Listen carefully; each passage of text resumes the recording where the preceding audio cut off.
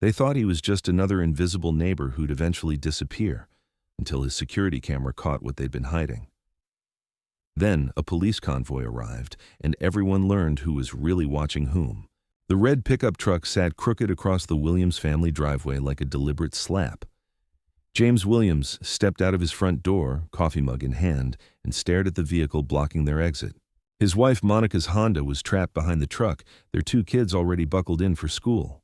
Tom Peterson emerged from his garage, arms crossed, wearing the same smug expression he'd perfected over the past 6 months since the Williams family had moved to Maple Street in suburban Atlanta. "Morning, neighbor," Tom called out, his voice dripping with false courtesy. "Hope you don't mind. Just need to keep this spot clear today. Expecting some deliveries." James walked over slowly, his work boots crunching on the frost-covered driveway. He wore his sanitation department uniform, the same dark blue shirt and pants that marked him as invisible to most of their neighbors. "Tom, you're blocking our driveway. The kids need to get to school." "Well, I suppose you could walk them. Good exercise." Tom's laugh had an ugly edge. "Or maybe take the bus. You people are used to that, right?" Monica appeared at the front door, still in her nurse's scrubs from the night shift at Children's Healthcare. Her eyes found James across the lawn, a silent question passing between them.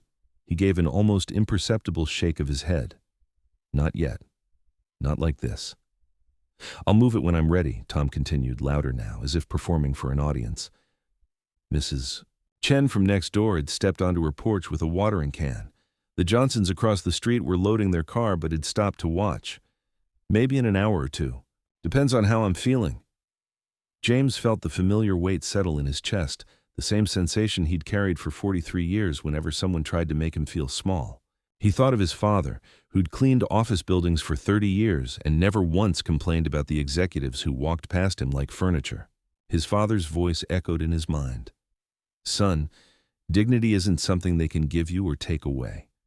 It's something you carry." "The kids have a spelling test today," James said quietly. "Not my problem." Tom pulled out his phone and started scrolling through it dismissively. "Besides, I called the homeowners association about your situation.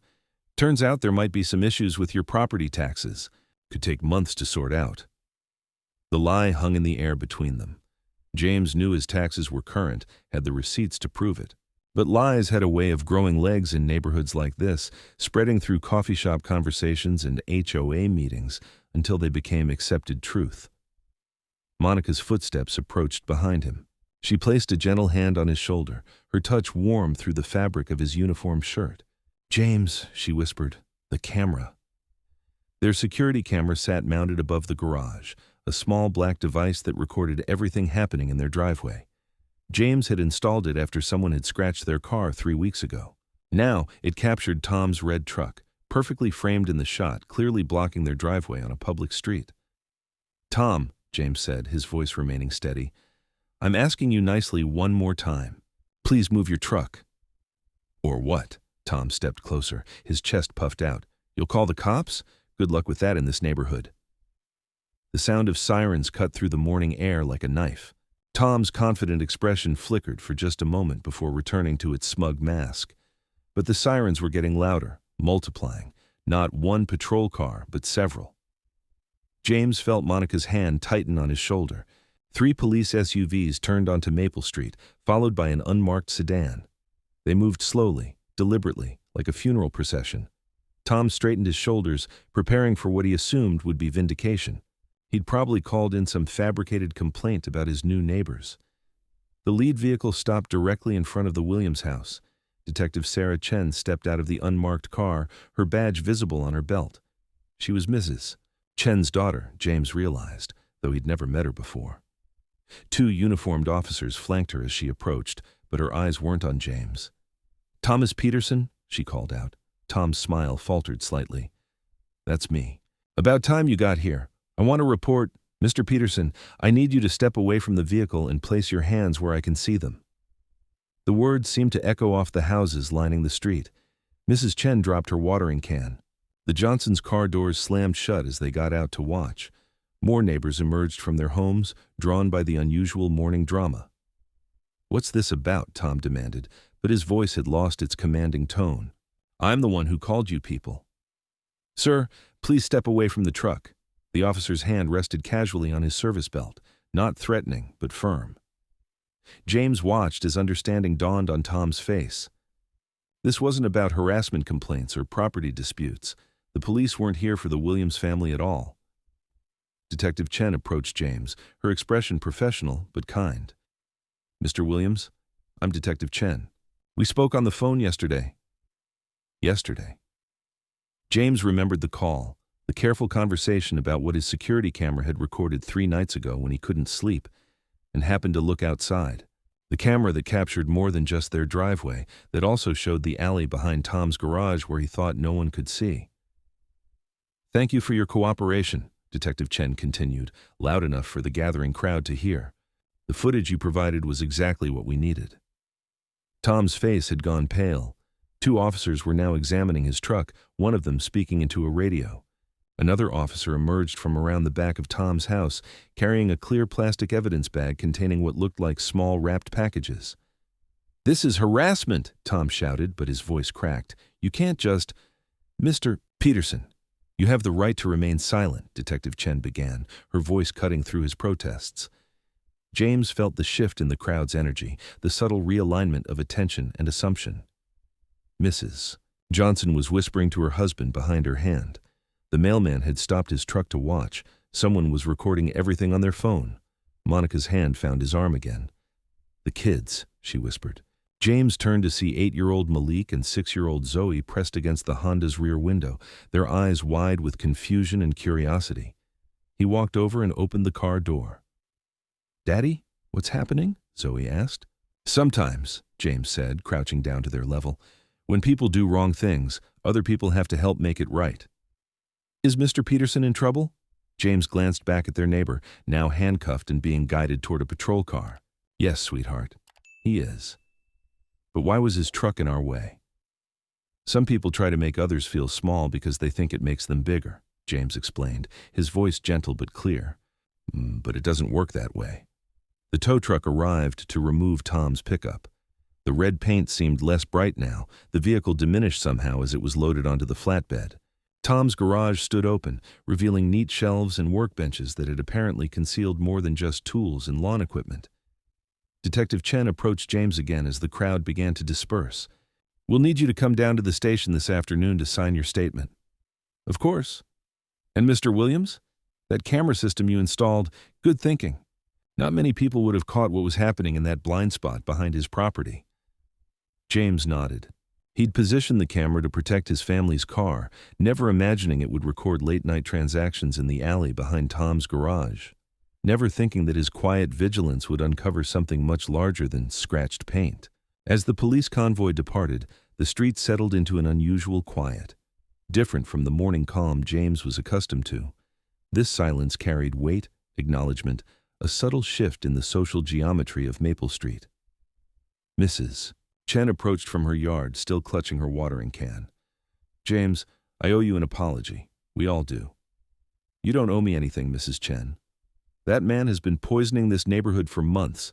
All his talk about property values and the wrong kind of people moving in." She shook her head. "Meanwhile, he was dealing drugs behind our backs, using our children's safety as cover."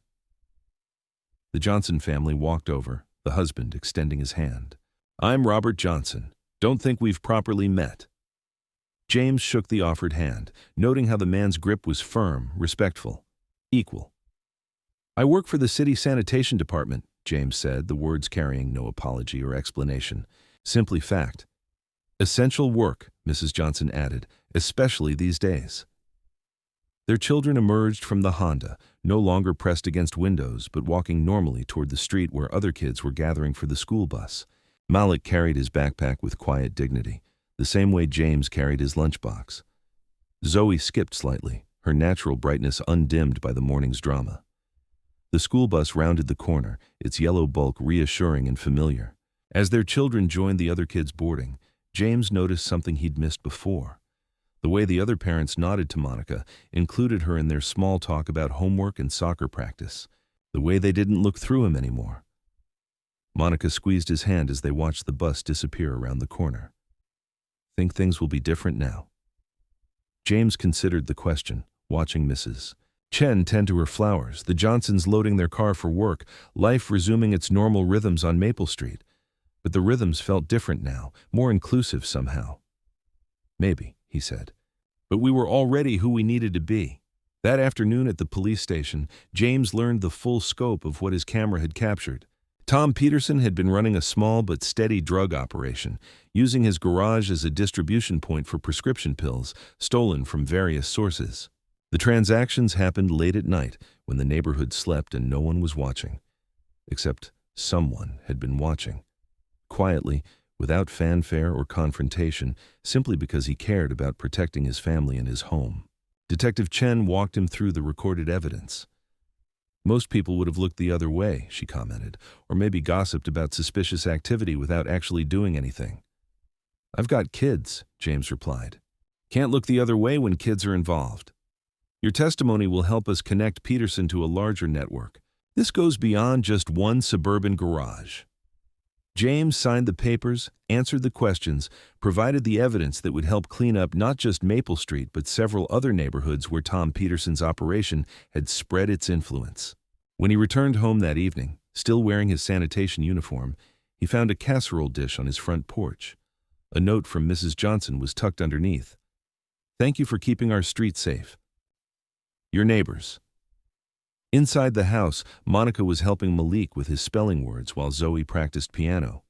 The domestic sounds felt richer somehow, more secure, not because the external threats had vanished, but because their place in this community had been acknowledged. James hung up his uniform shirt and sat down at the kitchen table where his family gathered each evening. As they shared their day's experiences, he realized that dignity had never been about being noticed or appreciated by others. It had always been about doing what was right, regardless of recognition. But sometimes recognition came anyway, not because you demanded it, but because you'd earned it through quiet consistency and moral courage. Later that week, the local newspaper ran a small article about the drug bust on Maple Street. James Williams was mentioned briefly as a concerned neighbor whose vigilance helped expose the operation. No photo, no lengthy interview, just a simple acknowledgement of his role. He read the article once, then folded the paper and placed it in his lunchbox. Tomorrow he would return to his sanitation route, collect garbage and recycling from houses throughout the city, perform the invisible work that kept Atlanta functioning. But invisible didn't mean powerless. As Tom Peterson had learned too late, sometimes the people you don't bother to see are the ones watching most carefully. The red pickup truck was gone from Maple Street, towed away as evidence. In its place, the Williams family's Honda sat in their driveway, unblocked and unmolested. The kids caught their school bus on time. Monica drove to her nursing shifts without harassment. And James Williams continued his work, carrying himself with the same quiet dignity he'd always possessed, now recognized by a community that had finally learned to see him clearly. Some mornings, when he stepped out to retrieve the newspaper, neighbors would wave from their porches or stop to chat about weather and weekend plans. Small gestures, but significant ones. Evidence that respect, once earned, could transform an entire street. The security camera still recorded everything, mounted above their garage like a silent guardian. But its presence felt different now. Less defensive, more protective. Not just watching for threats, but witnessing the ordinary dignity of families going about their daily lives. And in the quiet moments before dawn, when James Williams prepared for another day of essential work, he carried with him the knowledge that sometimes the most powerful thing you can do is simply refuse to be invisible when it matters most.